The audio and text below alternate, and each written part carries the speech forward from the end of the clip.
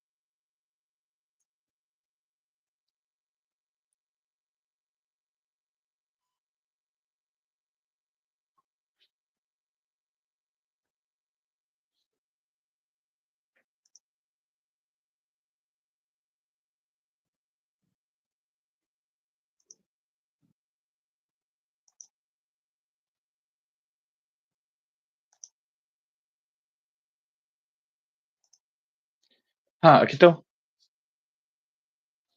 sir, hello. Ji. The students are live now. If anyone wants to ask any question, please ask. कुछ बोलना है बोलिए आप लोग. ऑडियो वीडियो क्लियर है ना? चलिए हम लोग स्टार्ट कर रहे हैं.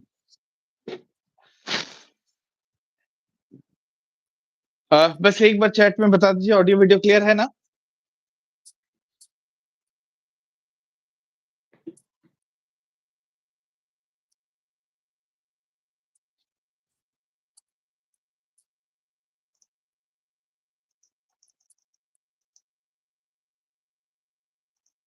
Okay, Deepshikha, good evening.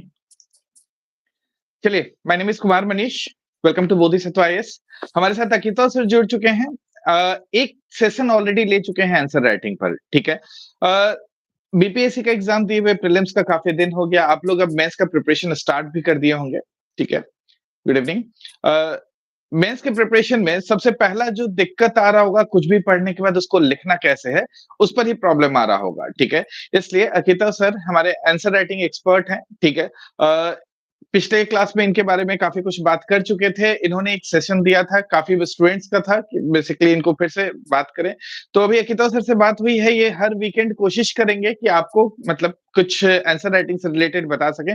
आपका कुछ भी क्वेश्चन हो किसी भी एरिया का, ठीक है. ऐसा नहीं है कि आपको हिस्ट्री, ज्योग्राफी, इकोनॉमिक्स, पॉलिटी, ये कंटेंट वाइज आपको नहीं बताएंगे. लेकिन हाँ, अगर आपको क्वेश्चन नहीं भी आता है तो एक एवरेज आंसर कैसे लाया जा मार्क्स कैसे लाया जा सकता है, उसके बारे में जरूर बता देंगे, ठीक है. नेक्स्ट टू अकिताव सर, प्लीज कंटिन्यू. अगर कुछ क्वेश्चन है आप लोग बताइए, नहीं तो पिछले क्लास में एक्चुअली में कुछ इंटरनेट इश्यूज भी इनके साइड से था, ठीक है. आज कुछ दिक्कत नहीं आना चाहिए. आज बारिश वारिश नहीं हो रही है उनके साइड, आज हमारे यहाँ हो रही है बाय द वे, ठीक है. तो let's continue sir. Good evening, Manish sir. Last session एक जनरल फ्रेमवर्क के थ्रू बताया गया था, and I think today we gonna take it slightly differently.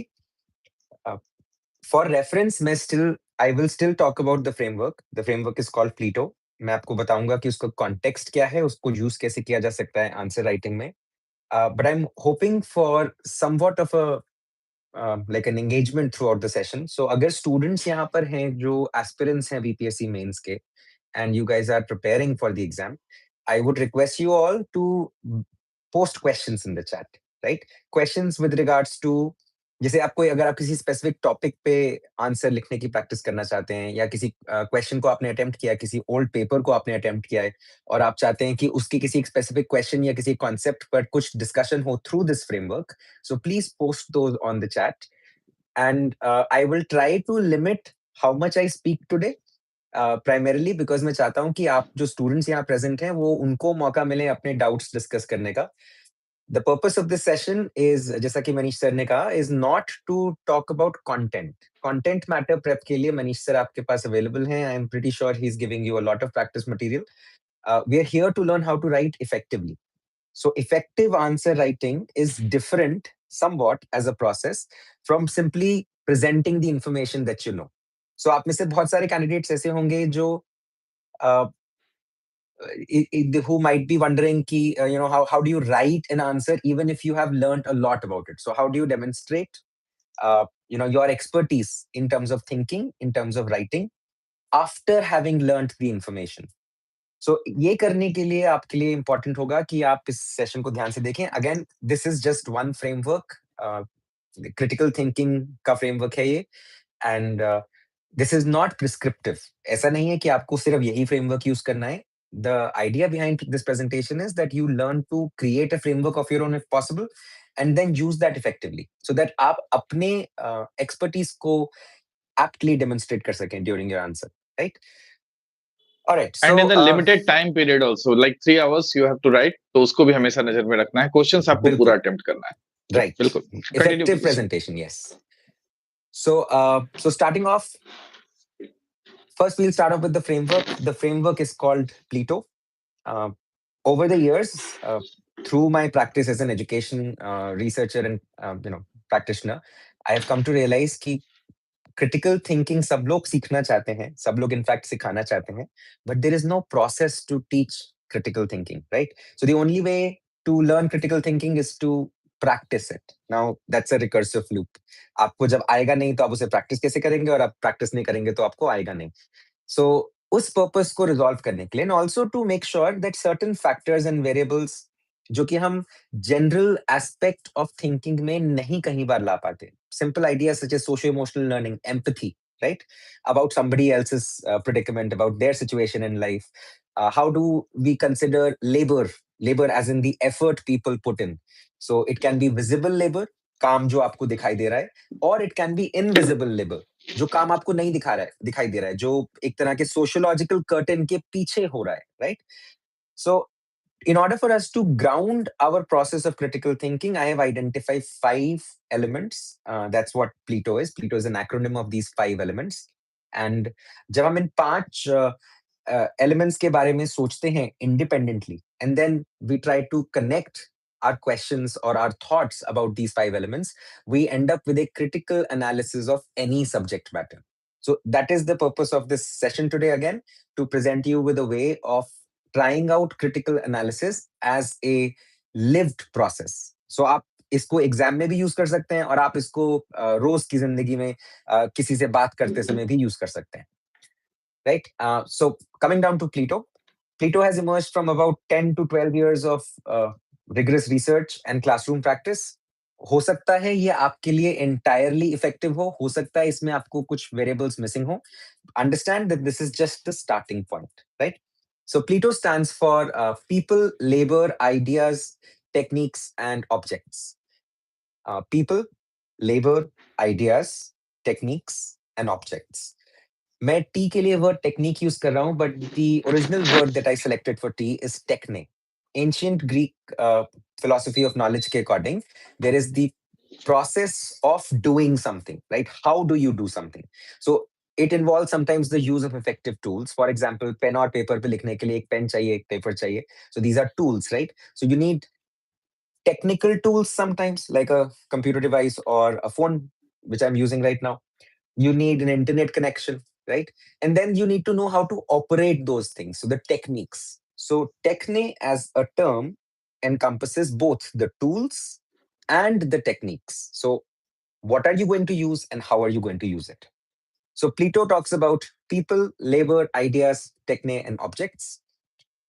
जब हम बात करते हैं people की, so people in with regards to the test we are working on right now, BPSC Mains, I'm going to specifically mold the people framework, for example, to ideas that are relevant here. So people में आप बात कर सकते हैं social actors, stakeholders, demographic of a population, and communities.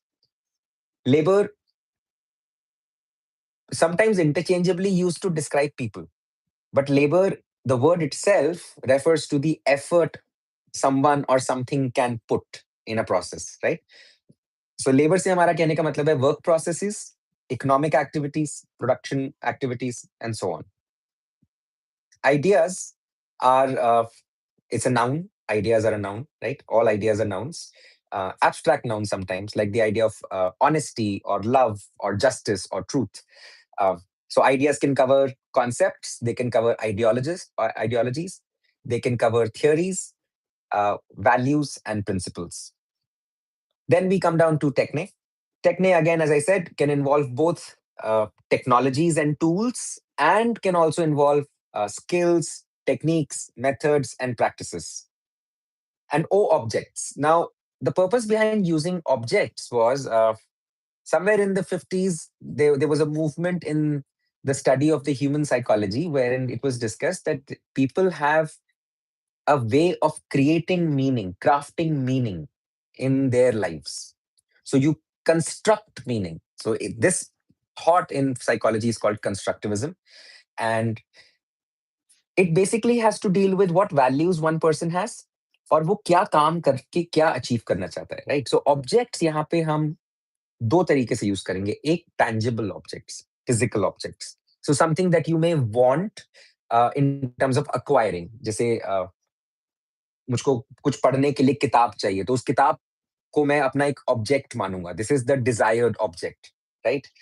मैं बहुत मेहनत करके पैसा कमाकर घर बनाना चाहता हूं अगर, या गाड़ी खरीदना चाहता हूं, so those are my desired objects. So objects will tend to drive actions sometimes, right?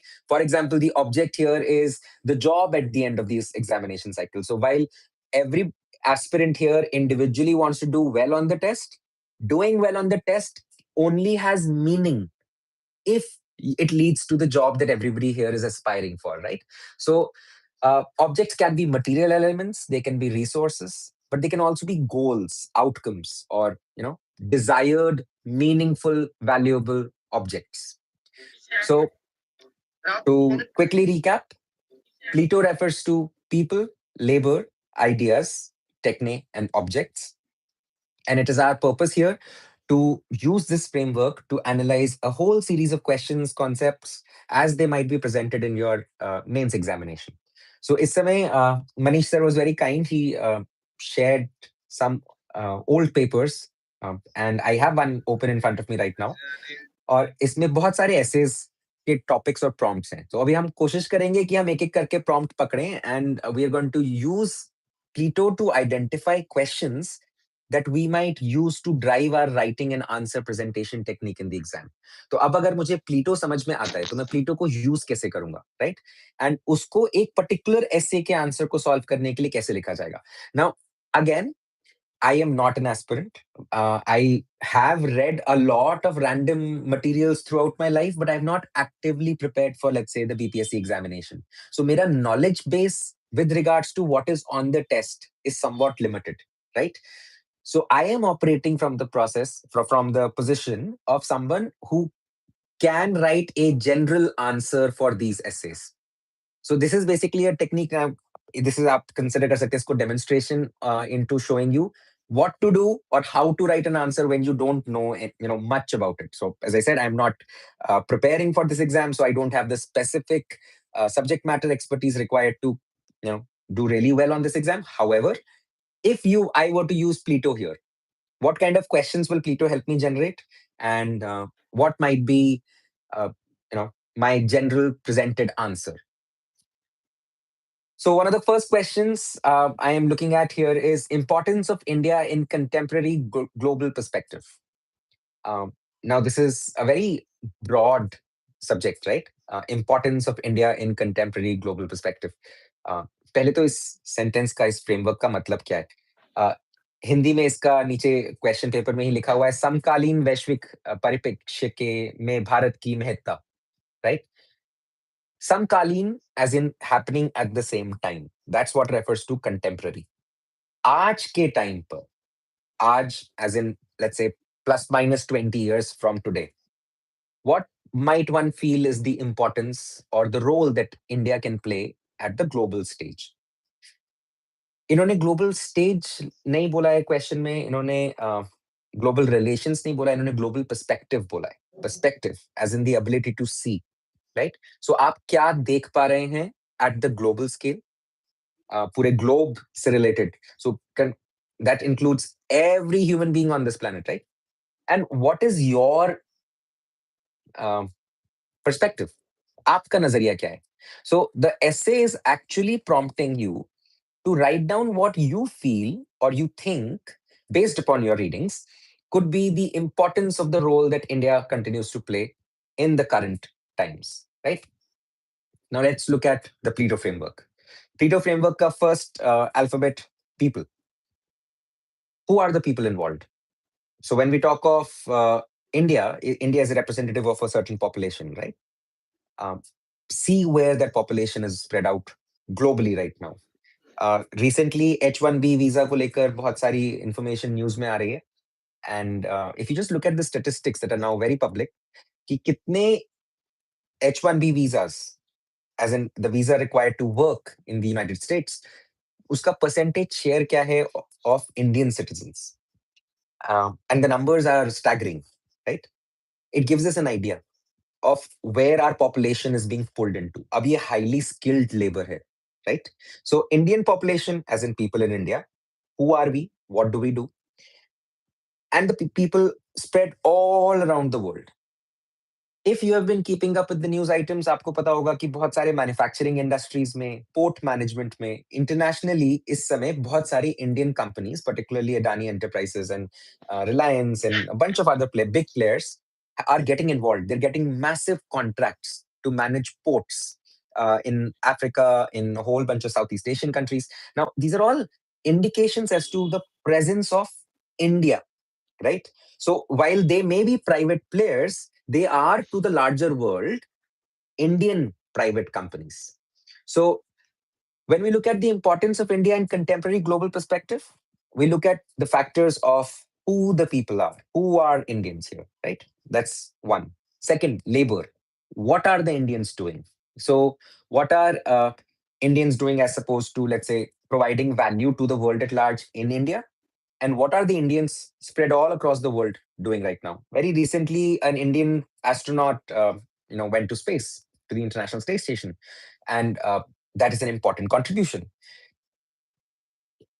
Example, right? So if you have read anything about any Indian doing any sort of work at the global level outside of the country, that becomes relevant here. Specific example to cite, right? Then the next alphabet is ideas. What are the concepts here? So what do we mean by India as a concept, right? Is India a service provider? Does India represent a massive consumer market, which it is? Does India represent a massive production house, which again it is? Ever since the West started to pull out of China, a lot of those manufacturing activities have come to India, right? So India as an idea, what does it represent to the world at large? It's an emerging market. It's a robust, growing population. Majority of our population is very young, meaning that their consumer cycles in terms of modern economic ideas are much longer to last as opposed to some of the Western developed countries like Japan or Korea, for example. So India के लोगों के पास ऐसा क्या है जो उनको Indian define कर रहा है, और ऐसा क्या है जो इंडियन होने में एक वैल्यू प्रोपोजिशन प्रेजेंट कर रहा है? So what idea captures the value that India represents to the world at large, right? Then let's talk about the next alphabet in Plato, techne. What is India doing? हमने बात किया label में. What are Indians doing? हमने बात किया labour में. क्या idea से वैल्यू डिराइव कर रहे हैं? हमने बात किया आइडियाज में, राइट? अब हम बात कर रहे हैं वो किया कैसे जा रहा है. One simple example, ever since the American government decided to impose tariffs on other countries of the world, and they started basically throwing out free trade agreements, from the negotiation tables, a lot of activity has picked up in the other non-America participatory organizations such as BRICS, for example. So BRICS ने पिछले कुछ ही महीनों में in fact बहुत सारे new members sign किए हैं, smaller economies but still important players at the global scale added to this organization that does not answer to the western capitalist economies. So BRICS के जो main members हैं, Brazil, Russia, India, China and South Africa, uh, none of these are western powers in the traditional sense, right? Yes, they represent a substantial population. China or India by themselves account for more than a quarter of the world's population. In terms of land mass, again, massive. Russia, China, and India, Brazil, massive countries. So they have a lot of land resources. Also, having a massive land mass makes them, gives them a big outline on the world map. So if you look at the map, how much of the maritime trade do you think is happening at the border ports where these countries and the ocean touch, right? So Russia has a massive coastline. India has a massive coastline. So does Brazil. So does South Africa. And so does China. So think about it in terms of maritime trade. Also think about it in terms of maritime patrolling of the seas. Recently, the Indian Coast Guard and Naval Services have taken in outreach missions all the way to South Africa. This is again India expanding its influence. So this is how India is expanding its influence, right? So we are helping these other countries patrol and border the seas. So we are looking to cut down on sea-bearing piracy. We are trying to impose, let's say, safety across the sea channels where major trading routes exist.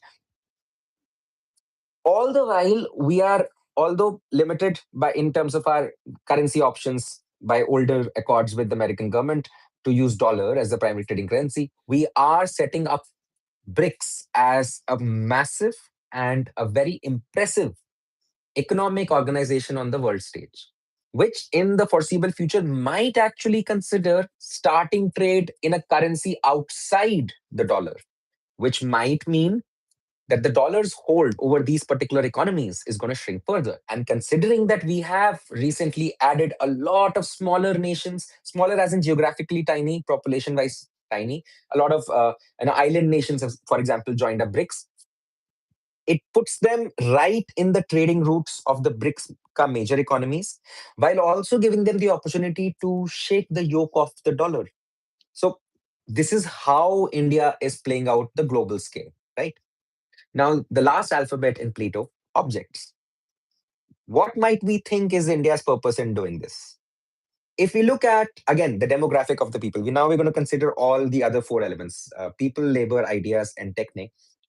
And we look at what objectives can these, serve together. Within the context of our population, considering that more than 40% of our population is within the age bracket of 18 to 25 years, that puts us as the longest, potential market in comparison to any other country on the world, right? So when you look at the where does the age distribution lie in a population, we find that so many of our people, the Indian people, are young people, that it gives a lot of hope to all of these aging economies. Aging as in literally aging, when majority of their populations have crossed the age of 60 or 70 or 80. Japan and Korea being excellent examples of this, right? So there are fewer and fewer younger people in Western economies, and there are more younger people in our country. So if I want to, let's say, sell a product, and I'm targeting a particular age group of consumers to sell that product to, the likelihood of that product being sold over a longer period of time in India is much higher. So India, and particularly the Indian policymakers, are aware of this. They're aware that our contributions will make us a very demanding population very soon. So if you were to provide some sort of socioeconomic scaffolding to the Indian population, if the consumer markets could be kept functioning well within the Indian context, the demand will continue over a longer period of time, thereby giving the prospect of Indian companies as well as international companies of having a growing market to sell their products and services on, right? If you're aware of all of this, if the policymakers, let's say, now let's imagine if the policymakers were aware of the Indian demographic, and which they are, and they're aware of what role India plays in terms of the global economy, and how important Indian consumption is to keeping the wheels of the global economy running, right? What might we think are the objectives they might want to uh, have to consolidate Indian presence on the global scale? The one thing that I can think of is to not be driven by Western interests anymore. After 200 years of colonization, post the Second World War, the world was brought into the new age of Western capitalism. So, colonization and imperialism of the original and the old sense ended, and a neo colonialism started where economic muscles were flexed. So, big economies, pressed down upon the smaller economies. Up until very recently, the size of the Indian economy was, small enough for us to be manipulated. So whatever products they wanted to sell, whether they be substandard, whether they be unsafe, were sold here. Whatever, here basically like the playgrounds where the Western economies played. We might not want to be that anymore. And as the perspective of our policymakers evolves, they understand that the growing importance of Indian markets on the global scale makes it, sort of gives us leverage now. So we can, if given the right guidance, consolidate our presence on the global scale and stop being pushed around. For example, one of the examples of this being pushed around is the World Trade Organization. The World Trade Organization has, for many decades now, pushed the agenda of certain Western economies over smaller economies, which they still continue to do. India has very resolutely held against diluting the protections for our agricultural classes, meaning our farmers are being protected at the international scale right now by not agreeing to what the WTO has forced upon countless other economies in the world, right? So we have basically kept our agricultural markets closed. Why might we need to do that? And why might we continue needing to do that? We don't really need other countries' ka agricultural produce because India, with its diversity of geography, has massive resources, right? We can practically grow any grain, any plant, any flower, any vegetation within the context of our land. And not only that, can we grow it, we can grow it at scale where it can be used to feed our entire population, right? So we obviously don't want cheaper alternatives to wheat and maize and all of these being imported from other countries because that would crash the local markets. And by consolidating our presence on the international scale, we are able to fend off these constant attacks that the Indian policymakers have been facing at the WTO. Uh, that's just one demonstration, right? So, to what objectives might the policymakers have to consolidate our, presence, the importance of India at the global perspective? That's it.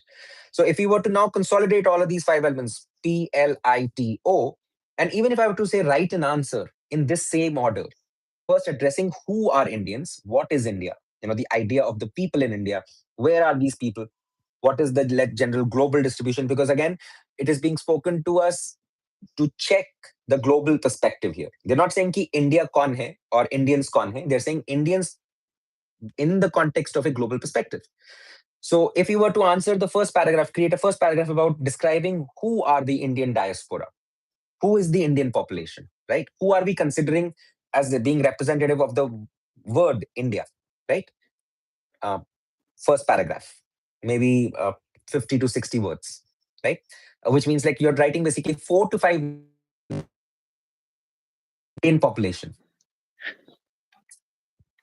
Then if I talk about the labor, what does the Indian population do? Another 50 to 60 words, thinking about particularly the economic activities that the Indian population is engaged in at the global level. So, what are we doing within the context of India? What kind of industries are important here?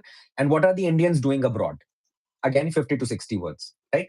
So, now we are basically setting the stage of describing what the full answer might be.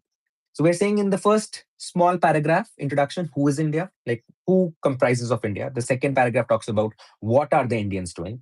The third paragraph talks about the ideas behind Indian values, right? So not only have we exported goods and services, but we've also exported a lot of spiritual movements abroad.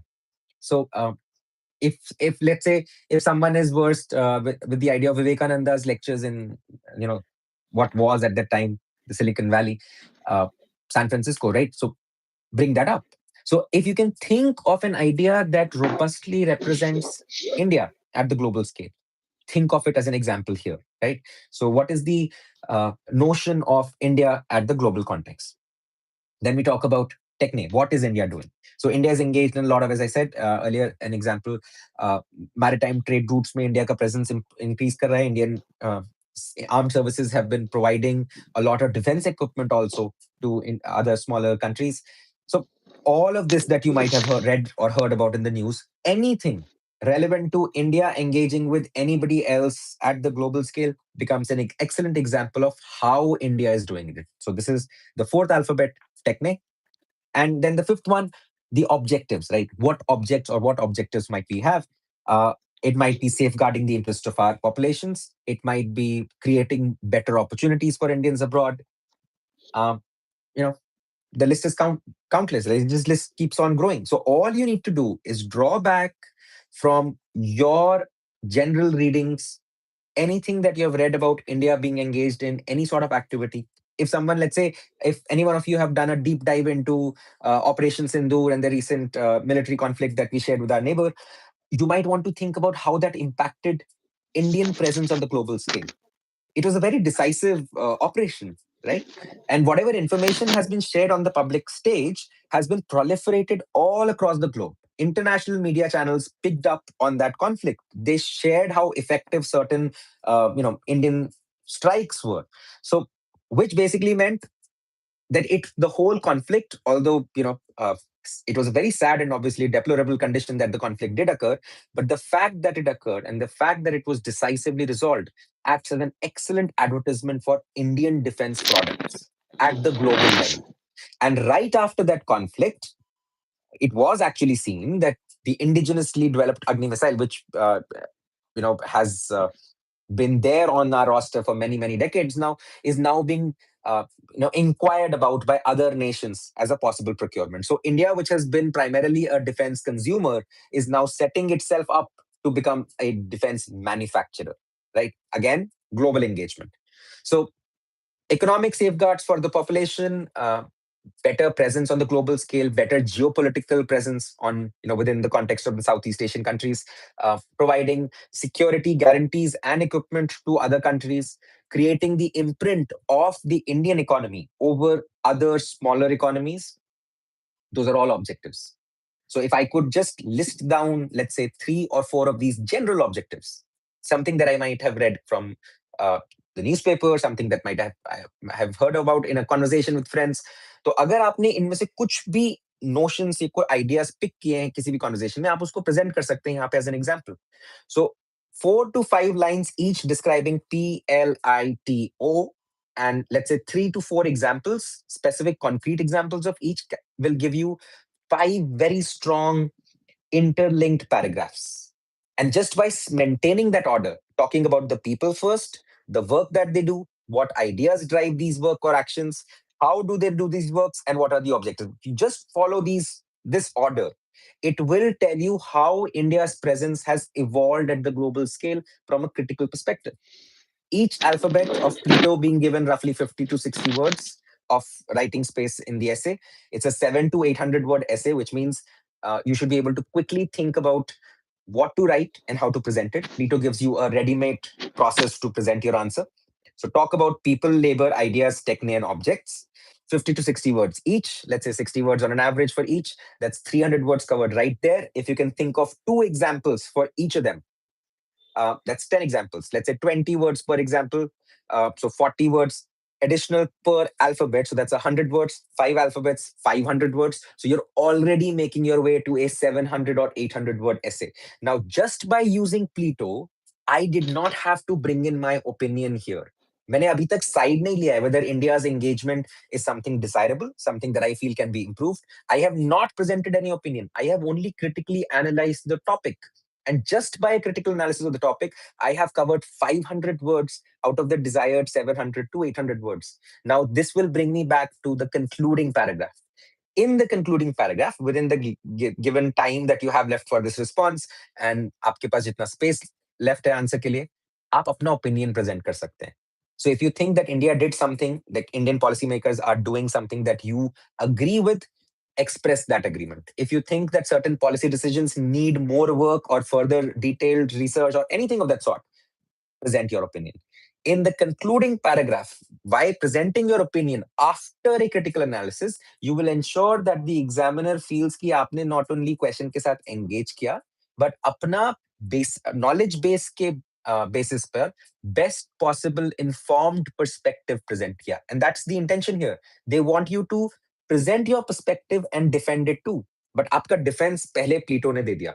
The 5 alphabets are your explanations, your rationale to why you are building up to your opinion. And when you present your opinion after having made a case, it becomes a stronger opinion. So the likelihood of you being scored higher on that answer increases exponentially. अगर आप अपना opinion पहले देंगे और फिर उसे defend करेंगे, तो ऐसा हो सकता है कि सोचते समय about what can be the possible conflicts against your opinion, you may not be able to cover all possible points. So अगर आपने opinion पहले दिया और आपका examiner उस opinion से ही agree नहीं किया, you have now created sort of psychological cognitive dissonance in the examiner's mind, which basically means now the examiner is fighting themselves while scoring your answer. We don't want that. So to avoid that pitfall of a conflict right in the beginning of a question assessment, we present first our rationale, first our logic. हम कैसे सोच रहे हैं और क्या सोच रहे हैं. फिर हम बताएंगे कि हमने क्या सोचा, क्या समझा और हमारा उसके बारे में पर्सनल opinion क्या है, personal perspective क्या है. And that's why the word perspective has been used in the prompt. They want to see whether you can understand that presenting a perspective means being able to defend it as well. आपसे normal चाय पीते समय चर्चा नहीं की जा रही है, आपसे एक वेल इन्फॉर्म्ड एजुकेटेड पर्सपेक्टिव मांगा जा रहा है. सो आपको वो प्रेजेंट करना है और उसको डिफेंड भी करना है. So I hope this example was demonstrative enough. I just was all over the place. Again, as I said, I have no specific information with regards to the BPSC exam. So I was drawing entirely from general readings of news articles and headlines, right? Sir, that was Manish good sir, actually. हाँ, अच्छा जी है sir, ये काफी अच्छा है, ठीक है। एक बच्चे का क्वेश्चन है सर, आशीष आर्या, ठीक है। This question is actually asked I think in 70th BPSC, 17वां बीपीएससी जो हुआ है सर, उसमें ये क्वेश्चन पूछा गया है। दिस वाज आस्क्ड इन एसे, ठीक है। तो एसे का क्वेश्चन है, this is not like answer writing, this is like for essay. 3 paper होता है, थर्ड पेपर इज एसे, और एसे में ही ये क्वेश्चन पूछा गया है सर, ठीक है। This is world welfare is impossible without spiritual consistence, ठीक है, यही क्वेश्चन है। You have to write in 700 to 800 word, ठीक है। क्या इसमें भी प्लीटो टाइप का हम लोग लगाकर, जो आप प्लीटो बेसिक थ्योरम बता रहे हैं, उसको लगाकर इसमें कुछ हम लोग बना सकते हैं क्या एक बार इसमें, या फिर कौन सा तरीका यूज करना चाहिए? देखिए, इस तरह के जो फिलोसफिकल ऐसे हैं ना सर, बच्चे एक्चुअली में फंसते हैं इस पर, ठीक है। कभी कभार मतलब क्या लिखे, स्टार्ट तो कर देते हैं, लेकिन होता क्या है, जब 400 मतलब 500 वर्ड्स के आसपास पहुंचते हैं, लॉजिकली देखिएगा तो 300 to 400 वर्ड्स लिख पाते हैं, उसके आगे प्रॉब्लम्स आना चालू हो जाता है कि 800 तक पहुंचे कैसे, ठीक है। लेकिन 700 से 800 एक एवरेज दिया हुआ है, मेंशन किया हुआ है कि you have to write between 700 to 800 word, means you have to write, ठीक है। और उतना लॉजिकल वर्ड्स लाना थोड़ा मुश्किल होता है, तो इस तरह का एक फिलोसफिकल है, एक बार देख लीजिए Ashish Dev. Thank you for asking this question. अगर किसी और को कोई क्वेश्चन है किसी भी तरह का सर, तब तक इस क्वेश्चन को डील करेंगे। आपके पास कोई क्वेश्चन है तो आप टाइप कीजिए यहाँ प्लीज। चलिए सर, प्लीज कंटिन्यू। राइट. एक बार पहले बता दीजिएगा, क्या इसमें आप प्लीटो लगाने वाले हैं या कुछ और बिल्कुल टेक्निक यूज करने वाले बिल्कुल हैं? नहीं ठीक नहीं, है मैं जी। सब क्वेश्चंस में प्लीटो, बिकॉज इंस्ट्रक्शन डिजाइन में कंफ्यूज नहीं करना चाहता हूँ. I am going to stick to Plato as a framework. Okay. जो क्वेश्चन मैंने पहले प्रेजेंट किया था वो भी सेम क्वेश्चन पेपर से है coincidentally, because I found I had read this question earlier. Excellent example, Ashish, by the way. Um, World welfare is impossible without spiritual consciousness. Now, again, I'm going to work with the Plato framework. हम कोशिश करेंगे कि हर alphabet, प्लीटो के 5 alphabets के 50 से sir 60 words के एक questions. एक सेकंड सर प्लीज। देखिए, जो भी सुन रहे हैं ना, अगर सीरियसली सुन रहे हैं, ऐसे टाइम पास के लिए सुन रहे हैं तो कोई दिक्कत नहीं है, घूमते हुए सुन लीजिए, कोई दिक्कत नहीं है उसमें। लेकिन अगर सीरियसली सुन रहे हैं, एक पेपर और पेन लेके बैठिए, ऐसे सुनने का कोई यूज नहीं है, ठीक है, तो अगर क्वेश्चन आपके सामने है, क्वेश्चन सामने लिखा हुआ है world welfare is impossible without spiritual consistence, this is asked in 17th BPSC. आज जो पूछे हैं question, this is asked in 17th BPSC, ऐसे का सेक्शन में, आई थिंक पार्ट 2 में था। ठीक है, तो एक बार देख लीजिए आप लोग, जो जिसको क्वेश्चन देखना है। ठीक है, सर जो भी बता रहे हैं, कोशिश कीजिए एक पेज और पेपर, मतलब दिस पेन लेकर नोट डाउन करने का, प्लीटो लगा कैसे रहे। This is all about practice, nothing else. ठीक है, आपका बेसिक नॉलेज, आप प्रीलिम्स क्वालिफाई करने वाले हैं, तो आपको इतना तो समझ में आ रहा है कि आप बेसिक, मतलब अंडरस्टैंडिंग है आपको सब्जेक्ट्स का, अब उसको यूज करना है। ठीक है, ये थोड़ा फिलोसफिकल है, देखिए कैसे डील करते हैं। Sir please continue, sorry for interruption. Right. Let's look at the perspective of why this question is in our question paper. BPSC का पर्सपेक्टिव है अच्छे एडमिनिस्ट्रेटर्स ढूंढना। सो पोएट होना या फिलोसोफर होना उसके लिए नेसेसिटी नहीं है। उस जॉब में अच्छा होने के लिए आपको फिलोसोफर होना या पोएट होने की रिक्वायरमेंट नहीं है, right? But question is imploring you to think, to flex certain part of your thinking process. ऐसा क्या पार्ट है आपके थिंकिंग प्रोसेस का जो ये क्वेश्चन टर्न ऑन करना चाहता है? मोर इम्पोर्टेंटली 700 to 800 वर्ड्स, जैसा कि मनीष सर ने बताया कि it sort of becomes difficult to write on a general topic like this, right? यहाँ पे आपका कोई प्री रीडिंग हेल्प नहीं करेगा आपका, not in a very direct manner. तो 700 to 800 वर्ड्स एक्सट्रैक्ट कर पाना उसके लिए और उसको प्रेजेंट कर पाना अच्छे डिजायरेबल फॉर्मेट में is gonna be tricky here. So why are they doing this? As an administrator, let's imagine what happens after the exam. So as an administrator, you may be asked to, present your idea or your opinion about some important key policy matter to, let's say, a minister or some senior, and you may need to quickly go through what you know and present it in an articulate format ताकि सामने वाला समझ पाए, उसको appreciate कर पाए, right? तो 700 से 800 वर्ड अगर आपको सोचने का प्रैक्टिस है, तो आप 200 वर्ड्स तो डेफिनेटिवली अच्छे सोच लेंगे उस 2 या 5 मिनट के टाइम में। That's what their hope is.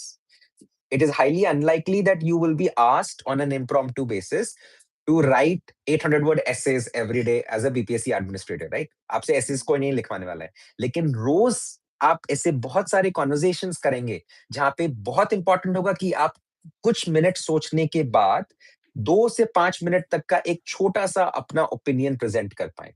All of this is practice for that, right? So coming back to the prompt, world welfare is impossible without spiritual consciousness. I am going to again be using Plato. Plato का order PLITO ही रहेगा, so that I don't, have different names to speak out of every time. So Plato एक नाम है उस framework का, तो हम हर बार उसी को use करेंगे. But पहले, before going into who the people are, let's focus on the second alphabet, labor. There's something being talked about in this prompt, which is directly linked to human labor, human effort. World welfare is impossible without spiritual consciousness. The word welfare here refers to labor. So अगर आपने कभी भी word welfare सुना है, आपने हमेशा देखा होगा कि it might be some policy directed towards the upliftment of a community और a section of the population. Welfare policy के अंदर आता है। कभी-कभी हम बात करते हैं student welfare, teacher welfare, doctor welfare, parent welfare, child welfare. So, welfare as a policy matter is an important idea. More importantly, there is something called a socialist welfare scheme. जिस तरह का आपने इंडिया में देखा होगा, बहुत तरह के सॉप्स और इंसेंटिव्स दिए जाते हैं पॉपुलेशन को to participate in certain government policies, to participate in certain schemes. For example, going to school. India में school enrolment massively spiked when the midday meal program was introduced, which basically meant that while school still remains a place of learning, providing food there for the children increased enrollment from the classes that were unable to provide food security to their own kids. तो अब वो बच्चे जो उन परिवारों में थे जहां पर रोज का खाना सैटिस्फैक्टरीली गारंटी नहीं हो सकता था, स्कूल जाने लगे, स्कूल में उनको खाना मिलने लगा। तो बच्चा जब स्कूल जा रहा है, साथ में सीख भी रहा है, पढ़ भी रहा है, right? So this is again a welfare scheme tied in with improving school enrolment outcomes. जब बहुत सारी विमेन्स वेलफेयर स्कीम्स हैं under the ministry of health and family welfare, जिसमें enrolling during their the term of pregnancy, women are given prenatal vitamins and supplements. तो अगर आप report कर रहे हैं अपने गांव के जो क्लोजेस्ट मेडिकल सेंटर या हेल्थ सेंटर है उसमें अपनी प्रेगनेंसी, तो the government will make sure कि आपको जो रिक्वायर्ड विटामिन्स का सप्लीमेंट है, iron, folate, vitamin B1, B2, B6 and so on, वो सब गवर्नमेंट प्रोवाइड करेगी जेनेरिक ड्रग फॉर्म में, right? So there is a direct track of how many women are becoming pregnant, how many of them are carrying their babies to term, and also ensuring that the women who are becoming pregnant are getting the right kind of nutrition that is required to bring into this world healthy babies. Welfare tied in with a government scheme. So the word welfare is what my mind went to when I read this prompt. अब welfare के बारे में सोचते-सोचते मैंने government policies के बारे में सोचा और मैंने देखा कि गवर्नमेंट पॉलिसी ऑपरेट कैसे होती है। अगर आप पॉपुलेशन को डायरेक्टली बोलेंगे, ये काम करो, बदले में ये मिलेगा, that is the simplest narrative that the government can push, right? So you enroll for certain government policies and you get an incentive to do so. Obviously, this can be misused in a political machinery like ours, where the population can be affected to sway, their votes in a democracy, which brings us back to the idea of consciousness. As a voter, are the people aware that the government, whoever might be the political party behind the government, the state response remains the same? It is the prerogative and the responsibility of a socialist country like ours. We are still and remain a socialist country, refer back to the preamble, to provide certain benefits to the larger population as at hand. Food security, health security, opportunities for employment, ये सब purview में है government के, right? सो क्या आम जनता को ये मालूम है कि ये इंसेंटिव्स और पॉलिसी मिलने के बाद भी जरूरी नहीं कि वो सेम पॉलिटिकल पार्टी को सपोर्ट करें? Are they conscious about the welfare that they're receiving is a state sponsored and not a political sponsored welfare practice? Consciousness, spiritual consciousness. Where does the spirit fit into all of this? What might I considered valuable to me may not be valuable to somebody else. If अगर for example मुझे लगता है कि दिन में 2 घंटा किताब पढ़ना मेरा पसंद का काम है, ऐसा जरूरी नहीं कि हर इंसान सेम चीज से अपने स्पिरिट और अपने माइंड को फीड करना चाहे. Some people might want to play a game. Some people might want to go out, hang out with friends. Some people might want to engage socially. Some people might want to go and consume media in theater or TV or video formats. Where does the spirit fit into this? So I am going to now assume, and this is where the somewhat lateral thinking comes into play. I'm going to assume that by the spirit we mean the part of my lived experience, the part of me that derives and chooses which values to act upon. That is my spirit. So उस spirit को active कैसे कर सकते हैं, जागरूक कैसे कर सकते हैं, right? Conscious कैसे बना सकते हैं is the question. Now, world welfare again talks about the global scale. दुनिया भर में सबका फायदा हो, सबका भला हो, इसके लिए spiritual consciousness absolutely necessary है. That's what the essay prompt is projecting. That world welfare is impossible without spiritual consciousness. And the simplest and the most direct Indian uh, idea that I can apply here is that of global or universal, familialhood. Vasudev Kutumbakam. सब लोग मेरा परिवार है. To have this sort of consciousness in my mind would make sure that I do not mistreat any human just because they look different than I do. किसी का face पे eye placement different हो सकता है from the way that an Indian face looks to me. Somebody might have a different color skin. Somebody might have a different language. Somebody might eat different foods. They might have different cultural artifacts. However, they're all my family. Universal familialhood. Right? So अगर आपने ये phrase पहले कभी सुना है, आप उसको इस पूरे आंसर का सेंटरिंग थीम या फोकस बना सकते हैं. I cannot anticipate the needs or even empathize with the needs and wishes of other people unless I treat them as a member of my human family. And this involves me feeling that every human on this planet is deserving of the same rights as I am. So just because somebody speaks a different language or somebody speaks eats different food or somebody prays to a different god does not mean I will discount their rights. simply because they are different. Now, only in a country as diverse as ours, culturally, socially, and geographically, could this idea of unified diversity have emerged. If you look at the other larger populations of the world, you will realize that there is a sort of uniformity at their majoritarian scale, right? We do now tend to club Indian populations according to religions, but that's a very superficial understanding of the Indian population itself. Just because somebody, let's say, for example, is a Hindu, like, for example, I am a Hindu, I'm a practicing Hindu. I have practicing Hindu friends who are, placed within the caste system Brahmins, but also culturally are non vegetarians. Again, something allowed not only from a religious perspective, but also anticipated by their socio-cultural context. So while we may use a blanket term of one religion, within that religion itself, there are different layers, like there's a complete infinitely colored rainbow of populations, of cultural practices, of traditional practices. And if I want my spirit to be healthy in this context of diversity, then I might have some mantra, right? And this is the mantra of the Indian population, Vasudev Kutumbakam. Everyone is my family. So the people I see around me who look different, speak different, eat different, pray different are my family. The people who I've never met, that people that who I only see on the news, they are my family too. So when I, let's say, in a conflict zone, I hear about a child dying, I might feel affected as if a child in my family has died.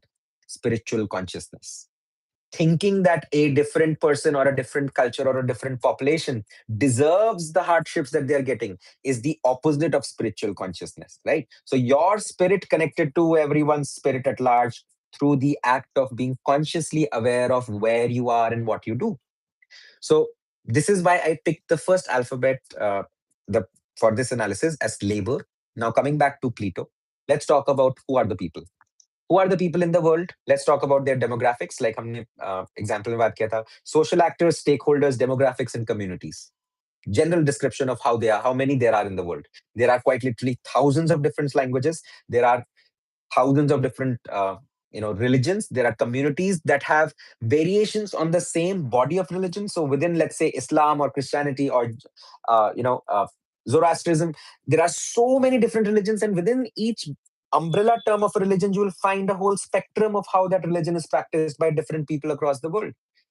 Um, Brings us to the idea of how are these demographics spread out. So if in the first paragraph you can impress upon the person, upon the reader, that the world is composed of very many different kinds of people. In fact, most people whose differences are even so minute that we may not even be accounting for them right now. So countless different variations on religion, language, culture, social constructs, economic practices, traditional practices of how one runs a household, matriarchal setups, patriarchal setups, egalitarian setups, all across, right?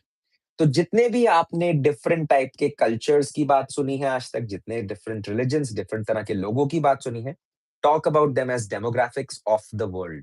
So in the first alphabet of Plato, we talk about who are the people in the world. And as we can see, the people cover all colors in a rainbow, right? What do the people do? So, what are the work processes, the economic activities, and the production relations of these people? So, labor. How does this labor tie in with the idea of welfare? Now, I might want to interject here, take a pause here and ask कि क्या जो मैं सोच रहा हूँ welfare है सबका, क्या वही बेस्ट नजरिया है वेलफेयर को सोचने और समझने का? Should I B consciously aware while writing my answer कि जो भी मैं लिख रहा हूं वो केवल मेरा नजरिया है, मेरा पर्सपेक्टिव है? क्या मुझको ये अवेयरनेस अपने आंसर में प्रेजेंट करनी चाहिए, right? So the general rule of thumb is, as long as आप अपने आंसर को कंप्लीटली नेगेट नहीं कर रहे हो, bring in this self awareness. You can, in a line or two, mention in your essay that मेरी understanding of welfare इतनी है, या मेरी अंडरस्टैंडिंग ऑफ स्पिरिचुअल कॉन्शियसनेस इतनी है. ना तो मैं इसको कंप्लीट मान रहा हूं, ना ही मैं इसको एग्जॉस्टिव मान रहा हूं. So there are obviously gaps in my understanding, which will emerge as I write this answer and will obviously be more evident to the examiner, क्योंकि examiner के पास hundreds of answers check करने का experience है, right? So examiner के पास बहुत सारे नजरिए हो सकते हैं, हमारे से कहीं ज्यादा. So in that awareness, in that small paragraph where I put a disclaimer saying, I'm going to be presenting my understanding of what is welfare, my understanding of what is spiritual, my understanding of what it means to be conscious. And in doing so, you are now telling the reader कि अगर आपको कोई opposition feel होता है, debate feel होता है मेरे presented idea से, so please forgive me, because I am not claiming to have the right answer or the full and complete answer. I only have one answer, and I am presenting it right now in the essay. Coming back to Plato, so हमने बात किया who are the social actors, stakeholders, demographics and communities of the world, the people. हमने बात किया वो क्या काम करते हैं, what are the work processes, economic activities, production relations, religious activities, what are the labors, efforts that these people are putting in. Then ideas. What are the concept, ideologies, theories, values and principles? Now, when we talk of ideas, this is where it gets very interesting. आप चाहे तो 700 words केवल ideas, different ideas of the world पे लिख सकते हैं. आपको बस एक बार आंख बंद करके visualize करना है every different thing that you have ever seen happen around you in real time. आपने कभी कोई interaction किया हो, आपने कुछ observe किया हो अपने आसपास, anything that tells you about how different populations, different sections of a population have different theories and values. How might different ideologies dictate what are different work practices of different populations, right? Ideas. List as many as you can. So if you want to talk about religion as an idea, talk about that. If you want to talk about, production values as an idea, like for example, fishing communities have a very different way of producing food than agricultural communities. Agricultural communities that are high up in the mountains have a very different way of producing agricultural produce than agricultural communities on a riverbed. Massive diversity. Right? So one central idea that emerges is diversity, that the world is literally a place where every different idea comes into play. So this is the explanation for ideas. Technique. What are the skills, techniques, methods, technologies, and practices of all of these people? Right? How might they be linked to their spiritual engagement at the global level? So there are communities that are still very well protected from the rest of the world. Um, and then there are communities that are very outgoing. So, for example, if you can recall the work that the missionaries did during colonial times, they were communities that were spreading around ideas of a particular religion. Who were they spreading it out to? What kind of spiritual engagement were they hoping that their target audience might have? All of this falls into the category of technique, or how to do it, right? And then finally, objects, the material elements, resources, goals, outcomes, tangible items. The only feeling that I have right now with regards to spiritual consciousness, that important इसलिए है क्योंकि जितना ज्यादा होगा किसी इंसान में, उतना ही ज्यादा वो इंसान engage कर पाएगा दुनिया से बिना frustrate हुए, right? If you want to cite a religious text here, you can. If you want to cite a spiritual text here, you can. For me, the Bhagavad Gita is a primary spiritual text of my life. So I'm going to cite here what Krishna tells Arjun: engagement without attachment. That's what spiritual consciousness means to me. The more I am aware of other people's lives, the more my spirit accepts that this is a diversity within my same familial brotherhood, the more I become aware of their lived experiences. The likelihood of me being mean to them reduces considerably, right?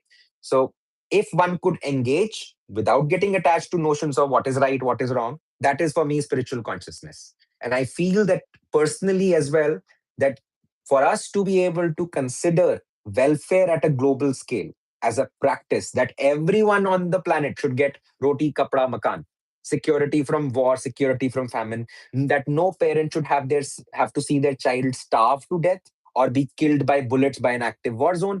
अगर आपको लगता है ये सब बातें सही हैं, तो आपकी spirit already conscious है, alive है.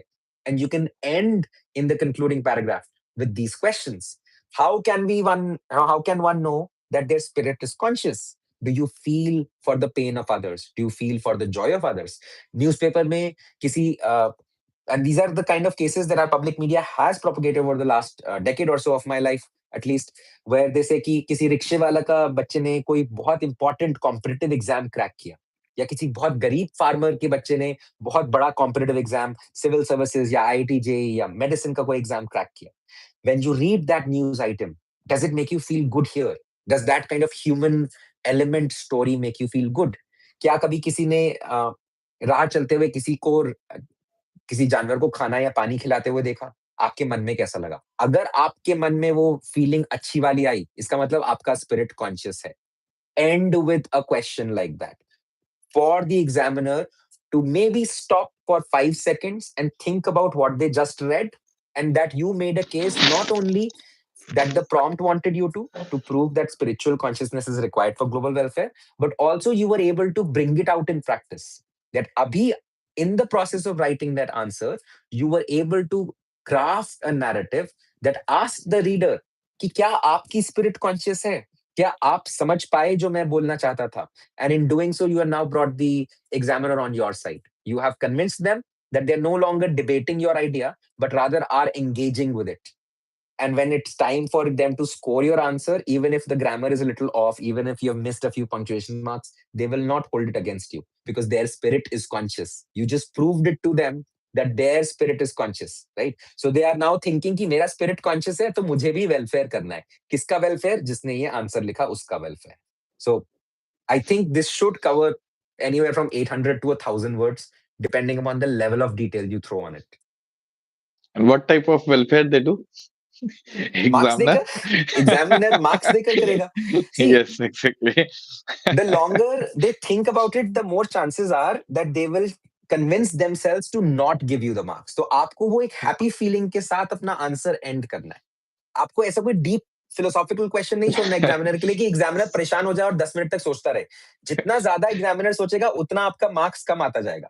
जितना कम सोचेगा उतना भी मार्क्स कम आएगा. तो आपको एक स्वीट स्पॉट फाइंड करना है. एक छोटी सी मुस्कान आ जाए एग्जामिनर के मुंह पे आपका आंसर पढ़ने के बाद, राइट? उसके मन में एक अच्छा ख्याल आ जाए. उसको लगे कि यार यार इस आंसर में कुछ नया देखा आज. हजारों आंसर्स पढ़े जीवन भर में आज तक, आज कुछ नया मजेदार पढ़ा. आज के 100 सही पेपर में बात से है। ये वाला आंसर में मजा आया. वही पिन भी करता है। ये बात आपको भी समझना होगा स्टूडेंट्स को कि यही बात पिन भी करता है जो सर बता रहे हैं कि कुछ अलग दिखने से ऐसे में स्पेसिफिकली आपका मार्क्स बूस्ट कर जाता है। कुछ ऐसा पॉइंट जो सा वाह! ये तो पहली बार देख रहे हैं, कुछ अलग हो रहा है, ठीक है? तो ये जो क्वेश्चन वाला आइडिया है लास्ट में दिस इज़ एक्चुअली गुड, ठीक है? अभी इम्प्लीमेंट करने का कोशिश कीजिए। सबसे पहले तो एक बात समझिए, क्वेश्चन रैंडम पूछा गया है। हम आपको शुरू से बोल रहे हैं क्वेश्चन रैंडम पूछिए, फिर भी एक अच्छा आंसर सर बता पा रहे हैं कि मतलब आप समझिए कि दिस इज़ द स्किल, ठीक है? हम बस यही चाहते हैं कि ये स्किल मतलब इस तरह का थोड़ा भी आप डेवलप करके लिखने का आदत डालिए। जब लिखिए तो जो प्लेटो प्रिंसिपल का सर बात कर रहे हैं, उसको एक बार समझिए कि क्या कहना चाह रहे हैं, किस आइडियाज़ पर लिखना चाह रहे हैं, ठीक है? रैंडम क्वेश्चंस को भी ट्राई कीजिए। अब देखिए ऐसे इस तरह का जो आता है कोई मतलब आप देखे होंगे पार्ट 3 वाला ऐसे तो समझ में भी नहीं आता है कितना बार कि कहना क्या चाह रहा है, ठीक है? तो आप समझिए कि इस तरह के वर्ड्स को अगर हम लोग इस तरह से एक प्रिंसिपल बनाकर डिवाइड करके लिखें, तो आसानी से लिखा जा सकता है। बहुत अच्छा एक गाइडलाइन दिया गया है सर के द्वारा। अब इस बात को सबसे पहले हम आपको बोले, इस बात को समझिए कि आप एक रैंडम क्वेश्चन पूछ रहे हैं और सर आंसर दे रहे हैं, ठीक है? Any area, any subject. इसका मतलब क्या है? दिस इज़ द स्किल जिसको आपको डेवलप करना है, ठीक है? आपके पास कंटेंट होना चाहिए, इसका कोई दूसरा ऑप्शन नहीं है, ठीक है? आपको कंटेंट तो डेवलप करना है, बट हाउ टू प्रेजेंट ये सर हेल्प करना चाहते हैं, ठीक है ना? तो बढ़िया है, ठीक है, थैंक यू सर। एक और आप लोगों से रिक्वेस्ट है, अगर आप चाहते हैं सेशन कंटिन्यू रहे, ठीक है, क्वेश्चन में पार्टिसिपेट कीजिए, क्वेश्चन लिखिए, ठीक है? अगर आपको दिक्कत लगता है, आप कमेंट्स में भी क्वेश्चन डाल सकते हैं, ठीक है? रैंडम क्वेश्चन लिखिए, अभी आपके पास नेक्स्ट वीक हम सर से फिर रिक्वेस्ट करेंगे, अगर समय होगा तो प्लीज जुड़िएगा सर, ठीक है? तब तक आप लोग भी 1 सप्ताह प्रैक्टिस कीजिए क्वेश्चन लिखने का। क्या दिक्कत आ रहा है? समझने में दिक्कत आ रहा है? सोच नहीं पा रहे हैं मतलब आप जानते हैं कितना बार होता है कि हम कंटेंट जानते हैं, ठीक है? उसके बाद भी उसको प्रेजेंट नहीं कर पा रहे हैं। This is also an issue, ठीक है? इसके अलावा लिखना कैसे है? डायग्रामेटिक रिप्रेजेंटेशन हो तो किस तरह का हो, ठीक है? कहाँ डायग्रामेटिक रिप्रेजेंटेशन हो? अब एक छोटा-सा एग्जांपल बताते हैं जो आंसर्स हम लोग देखते हैं उसमें। कितना बार स्टूडेंट्स को देखें रैंडम सा मतलब कुछ भी पूछ रहा है पहले इंडिया का डायग्राम बना देता है, ठीक है? मतलब ये जबरदस्ती भाई क्वेश्चन का डिमांड को समझो, ठीक है? डायग्राम बनाना ज़रूरी है, ठीक है? लेकिन इसका ये मतलब नहीं कि हर क्वेश्चन में जबरदस्ती एक बिहार का और इंडिया का पहले डायग्राम बना दो, उसके बाद सोचो कि आप क्या इसको फिल करें। इस तरह का काम मत कीजिए, जहाँ रिक्वायरमेंट होता है वहीं फिल किया जाता है, ठीक है ना? अगर आप चाहते हैं जैसे ये जो क्वेश्चन है इसी ऐसे पर ये ऐसे ठीक है ना सर? इस पर अगर आप चाहते हैं तो इस पर आप लिख कर टेलीग्राम चैनल नीचे लिंक दिया हुआ है, ठीक है? उसमें जाइएगा तो ये टेलीग्राम चैनल पर जब जाइएगा तो आपको लिंक मिल जाएगा, आप डायरेक्टली वहाँ पर सेंड भी कर सकते हैं, मतलब मुझे मैसेज सेंड कर सकते हैं, अपने आंसर्स को सेंड कर सकते हैं, हम सर के पास फॉरवर्ड कर देंगे, ठीक है? सर उस आंसर्स को रीड करके आपको नेक्स्ट क्लास में मतलब जब भी सेशन होगा डिटेल से उसके बारे में किसका क्या डाउट है, क्या आंसर में लिखने में दिक्कत आ रहा है, उसके बारे में डिटेल से बता सकते हैं, ठीक है? तो आपकी तरफ से है मतलब अगर आपको लगता है कि इस पर लिखना चाहिए, दिस इज 70 बीपीएससी, इसलिए इस क्वेश्चन का बात कर रहे हैं। इनफैक्ट आप कोई भी क्वेश्चन 70 बीपीएससी इस बार रखते हैं 70, नेक्स्ट टाइम में रखेंगे 69, ठीक है? तो 70 बीपीएससी का आप कोई भी क्वेश्चन आइदर ऐसे या फिर क्वेश्चन पेपर का लिखने का कोशिश कीजिए, फॉरवर्ड करना है फॉरवर्ड कीजिए, चेक सर खुद करेंगे और आपको बता देंगे, ठीक है ना? चलिए, कोई दिक्कत है? मनीष एनीथिंग सर, मेरे एल्स? को एक ख्याल आया अभी आप जब डायग्राम का बताइए बात कर बताइए। रहे थे। हम्म। क्योंकि आई डोंट सपोज वो स्केचिंग स्किल टेस्ट करना चाहेंगे। अगर डायग्राम रिक्वायर्ड भी है, तो ज़रूरी नहीं है कि डायग्राम एक पिक्चर ही हो हमेशा, राइट? सो मैं रिक्वेस्ट करूँगा सारे एस्पिरेंट्स जो सब स्टूडेंट्स जो ये देख रहे हैं कि आप फ्लो चार्ट्स और माइंड मैप्स क्या होते हैं, इसको सर्च कीजिए कि फ्लो चार्ट कैसे बनाया जाता है और माइंड मैप कैसे बनाया जाता है। और अगर आप किसी आंसर में डिटेल प्रोवाइड करना चाहते हैं, आपका अगर आपके पास टाइम है after writing the 700 word essay to present a detailed visual aid, so try to draw a flow chart और अ माइंड मैप। ये दो अलग-अलग टेक्निक्स है, फ्लो चार्ट डिफरेंट होता है, माइंड मैप अलग होता है। You can think of a mind map as a special type of a flow chart. So इन दोनों टॉपिक्स को रिसर्च कीजिए। हो सकता है शायद in the future, in fact if Manish sir, if the students want, we can actually have a conversation specific about drawing a mind map, कि किसी भी इट्स टॉपिक का better mind to map be कैसे बना मीन्स सकते हैं। हाँ, next class में अगर आपको लगता है स्टूडेंट्स को, तो आप अपना टॉपिक टाइप कीजिए, सर को हम भेज देंगे, या फिर आप इस कमेंट बॉक्स में क्लिक कर दीजिए, सर खुद देख लेंगे, ठीक है? तो उस केस में डायरेक्टली नेक्स्ट क्लास मतलब नेक्स्ट टॉपिक ही हम लोग रखते हैं, फ्लो चार्ट और माइंड मैप को कैसे अरेंज करना है। क्वेश्चंस वही रहेगा, किस साल का लेना है आप वो भी देख सकते हैं, नहीं तो हम लोग 70 बीपीएससी या 69 बीपीएससी का क्वेश्चन रैंडम पिक करेंगे, ठीक है? अगर आपके पास कोई भी क्वेश्चन है तो आप उसको टाइप कर सकते हैं, ठीक है? राइट। क्वेश्चन का आंसर कहाँ भेजना है आप समझ गए, टेलीग्राम में जाइए, उसमें आपको मिल जाएगा @के मनीष के मनीष 21, उसी में होगा, एक बार सर्च कीजिएगा, ठीक है? तो उसमें डायरेक्टली आप दिस मैसेज कीजिए, हम सर को फॉरवर्ड कर देंगे, ठीक है? और नेक्स्ट क्लास में सबसे पहले उसी का डिस्कशन किया जाएगा, ठीक है? Thank you Akito sir for joining us. Manish sir, if बहुत एनी अच्छा लगा यहाँ क्वेश्चन, पे आके आज। या चलिए अगर आप किसी का प्लीज क्वेश्चन फॉरवर्ड है कमेंट कीजिएगा में कोई टाइप क्वेश्चन करते होगा रहिए। तो। राइट। हाँ, चलिए, ओके, ऑलराइट, ठीक टेक है care sir, Manish sir, bye bye. All the best to bye all the bye, thank you, students here. Thanks for coming sir, thanks for joining.